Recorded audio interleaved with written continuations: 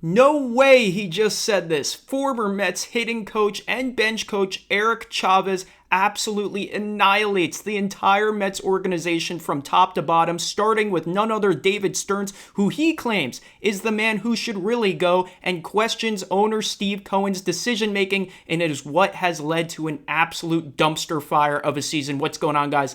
I'm Josh Byrne. You're tuned into Mets Digest. If you are not already, please do consider subscribing. We have just over 7,500 subscribers now, but 66% of you are not subscribed, so if you're enjoying the daily content from me and Mike Duda, it would go a long way to helping the channel if you do hit that subscribe button. So let's get into it right here. Eric Chavez, he was brought in as Mets hitting coach in 2022 under then Mets manager Buck Showalter and then Mets GM Billy Epler, and he served in that role in 2022, bench coach in 2023, and then back to Mets hitting coach in 2024 and 2025 under Carlos Mendoza, who Eric Chavez claims was not the right guy to go, and he was scapegoated here. In fact, Eric Chavez claims that David Stearns is the man responsible, the one who should suffer the consequences, the one who should have really been let go. And Eric Chavez, he has a wealth of baseball experience. He played 18 seasons in the major leagues, and he also was serving on the Mets coaching staff for 4 seasons, 2 of which they went to the postseason. And during that time, he worked closely with Carlos Mendoza. He also worked closely with Mendoza before in the Yankees organization, saying, quote, "I worked with him in the Yankees organization, and I loved Carlos." And Eric Chavez spewed all of this on his podcast EC3, so if you want to see the full video, you can go and look at it and judge for yourself. But he continued on Mendoza saying, Carlos was the right guy. He's a good baseball man. He's a great individual. There's no reason he wasn't capable of being a leader. This was the wrong fire. So the question is, who was the right fire? Well, Eric Chavez is very strong in his opinion here that, quote, Stearns was the wrong hire, and that when he came from Milwaukee, he built a great farm system. He didn't really accomplish anything. I want to know who told Steve Cohen this was the right guy. Now, David Stearns, to his credit, when he was with the Brewers, they went from a 68-win team in 2015 when he arrived to being almost a perennial playoff contender. And look, you can argue all day about whether he was the man solely responsible for that success, but nonetheless, the results speak for themselves. So there was merit to Steve Cohen bringing in David Stearns. But again, Eric Chavez is right. He didn't win a championship. Eric Chavez continues to say that Cohen had the right guy. He had Epler, Billy Epler, Mets then GM up until the 2023 season. There was, quote, an inside hit job that got Billy fired. Now, Billy Epler did get in trouble for utilizing what is widely known as the ghost IL, the phantom IL people call it, where essentially management is placing guys on the injured list without any real injury just due to roster convenience and underperformance. And really, this is something that is widely speculated to be used and used around all of baseball. So Billy Epler, certainly some suspicious noise there, but Eric Chavez goes on to say, I don't know where Cohen got the advice that David Stearns was the guy. It's plain and simple he's not. He's made a lot of mistakes from day one.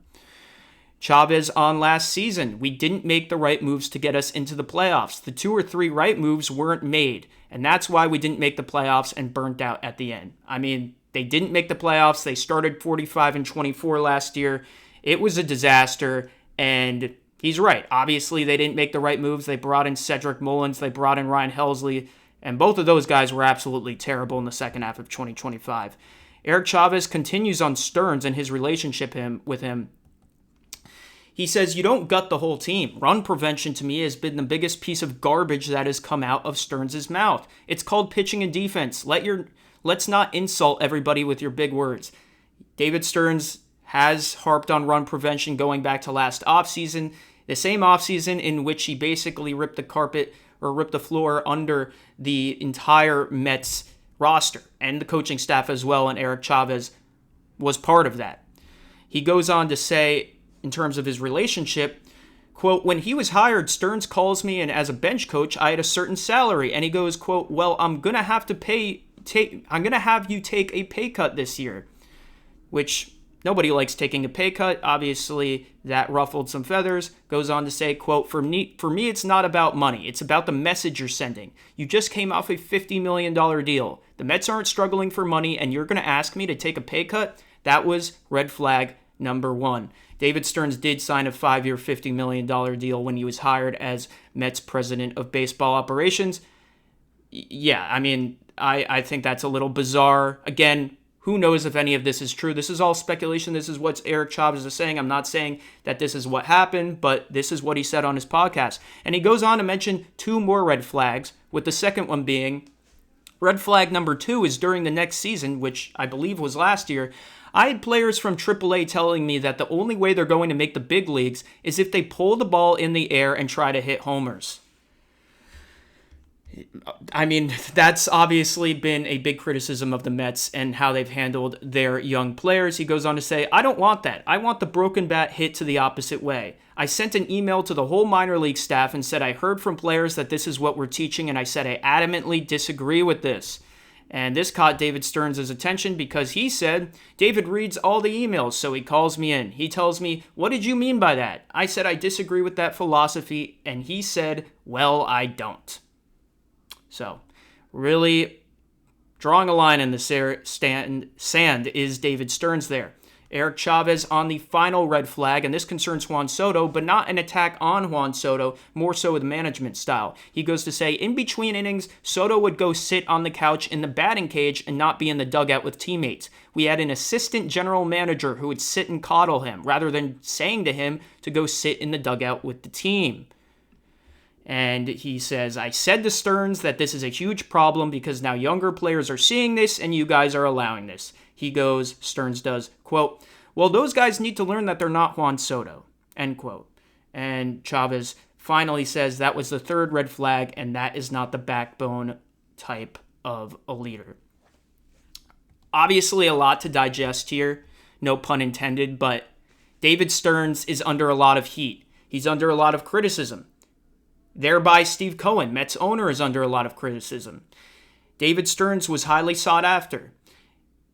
People across the industry believe that David Stearns was the guy who was circled by Steve Cohen when Steve Cohen took over Mets ownership as the guy who would eventually lead this franchise as president of baseball operations. The results on the field for the Major League team have been nothing short of a disaster. The Mets have had a top 3 payroll the past 2 seasons, top 10, all 3. And the first season was great, but it largely wasn't the product of David Stearns. It was the product of Billy Epler. And I don't think Billy Epler was a great GM, but he certainly did good things. And there is an argument to be made that he did more good for the Mets franchise than David Stearns has so far. It is also fair to read these comments and say, well, who knows if this actually happened.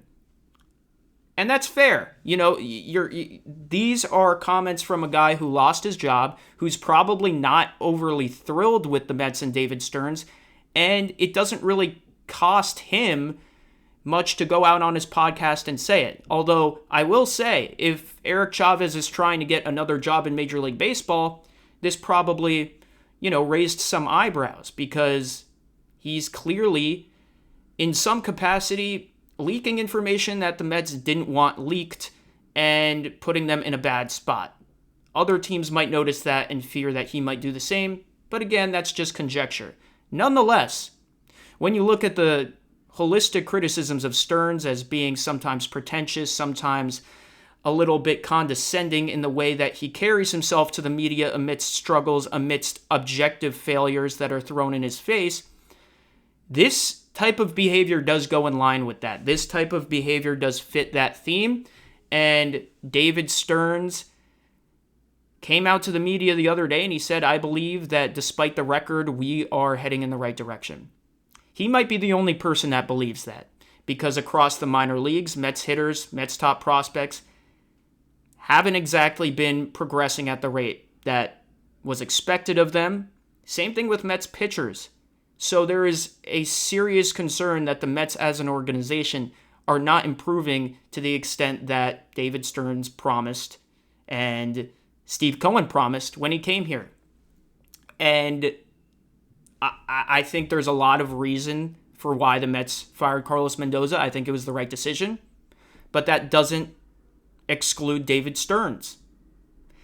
There is a very good argument that he should go next soon.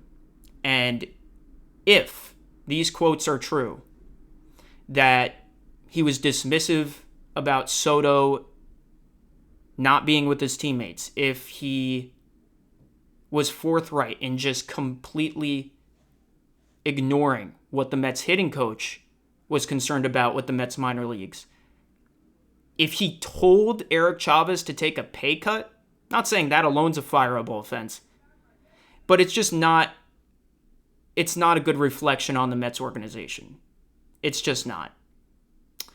And this continues another dramatic week where a lot of fire has been set on the Mets and their front office. So let me know what you guys think of Eric Chavez. What do you think of his comments here? How much validity do you think there is? And what should the Mets do going forward with David Stearns? Comment below, let me know, and as always, let's go Mets.